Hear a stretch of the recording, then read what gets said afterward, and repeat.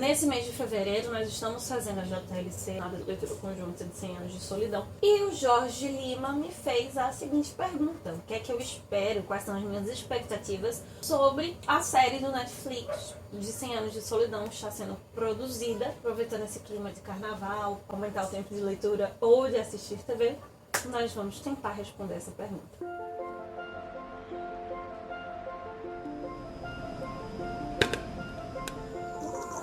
Historia cuando debe, sino cuando puede. Él tiene la resonancia sobrenatural. Macondo.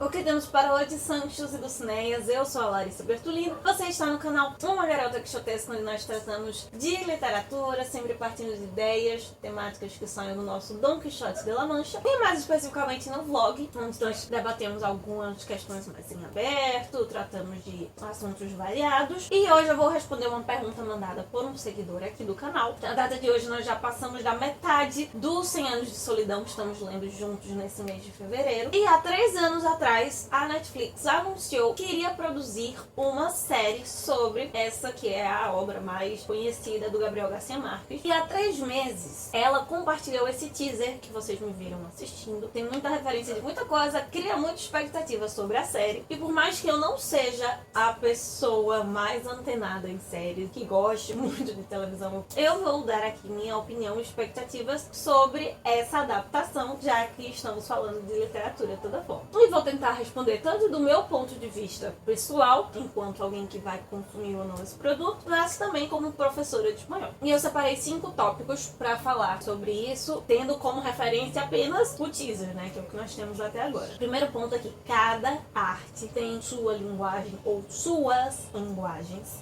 sua forma de expressão. E às vezes muito dos problemas de quebra de expectativa ou decepção mesmo com uma adaptação ou outra é porque a gente esquece disso primeiramente. É uma adaptação de uma arte, de uma linguagem para outra linguagem, outra forma. E não tem como isso ser perfeito, sem erros, porque é outra linguagem. Eu estou meio traduzindo o processo, a forma de me referir a esses sentimentos, a essa história. Um texto que explica muito bem isso, que eu já apresentei aqui, o Pierre Menard, autor do Quixote do Borges, mesmo ele colocando, traduzindo do mesmo jeito que é o Quixote. Olha que a gente tá falando de livro para livro, já não é a mesma obra, quanto mais pro audiovisual. Isso já ajuda a dar uma quebra na expectativa, ter cuidado, ler a figura, ler aquela arte do jeito que ela merece ser lida. Mas isso não quer dizer que não existam boas adaptações literárias e boas adaptações da Netflix, inclusive. Isso tanto no ponto de vista coletivo, que o público gosta, quanto uma crítica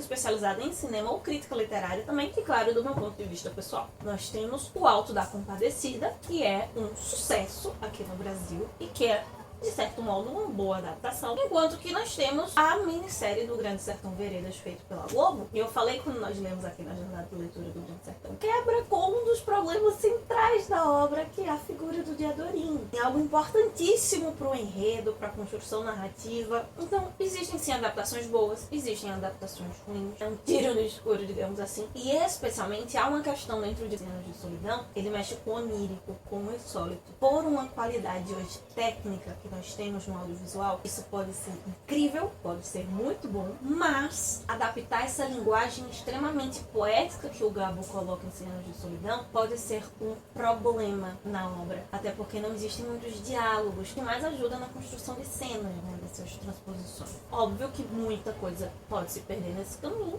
mas é um desafio, pode ser que saia algo bom. O terceiro ponto é algo totalmente pessoal meu e tem a ver com a construção de imagem. Eu já falei aqui em outros momentos do meu problema na leitura dos Miseráveis. Eu assisti ao musical que tem o Hugh Jackman e Anne Hathaway antes de ler a obra toda. Por isso, eu não consigo criar o Jean Valjean na minha cabeça que não seja o Hugh Jackman. O Ajorra eu consegui sim, é o meu Ajorra da minha cabeça, mas a maioria dos personagens são os atores do filme. E para algumas pessoas que são muito visuais, isso pode ser um problema dessa adaptação, até porque nunca houve uma outra adaptação de 100 anos de solidão, ficar com a imagem dos autores. E aí, para os que são mais fanáticozinhos, fãs mesmo fiéis, terem uma caracterização de personagem que não encaixe com aquela do livro. Alguns deles o Gabo descreve muito bem cor de pele, olhos, formato de cabelo, formato do corpo, e outros nem tanto. Então isso pode ser uma quebra também na imaginação. O quarto ponto, bem polêmico, o Gabo não queria que existisse uma adaptação. É tanto que, mesmo havendo de outras obras dele, 100 Anos de Solidão até hoje nunca ganhou série, nunca ganhou novela, tão comum aqui na América Latina, nunca ganhou filme. E por isso, não há outras referências dessa linguagem, né, do televisivo de 100 Anos de Solidão antes, como por exemplo, o Don Quixote já tem um bocado, O Homem que Matou o Quixote, apesar de ser uma leitura, tem uma outra proposta, se inspira em outras adaptações, faz uma autocrítica dessas outras adaptações, é muito interessante. No caso de 100 Anos de Solidão, não existe isso. O teaser deu uma indicação de que essa adaptação possa ser bem fiel na questão de imaginário, de construção dos figurinos, dos cenários, das referências a Macondo fantástica quanto a Macondo real. Os biomas da Colômbia, da América Latina, uma pegada latino-americana forte. Todo o texto são trechos do livro Ipsis Literis, cortados e colocados ali, e já dá um reforço nessa poética que eu falei. Traz essa valorização do simbólico, dos aspectos manuais, confeccional, com um ponto de valorização que dá um aspecto positivo para a série. Mostra valorização, mostra cuidado nessa produção, inclusive até um certo preciosismo. Mas, quando se publica, tem a questão dos royalties, tem o fato dos filhos dele estarem envolvidos, então isso também pode ser algo que salve a obra nesse sentido. Mas vai chegar um momento que estará público, estará no acervo e é um clássico. Com certeza vão existir lá na frente adaptações variadas. E o quinto ponto talvez seja o principal que me preocupa de verdade mais. Qual o viés? Qual a leitura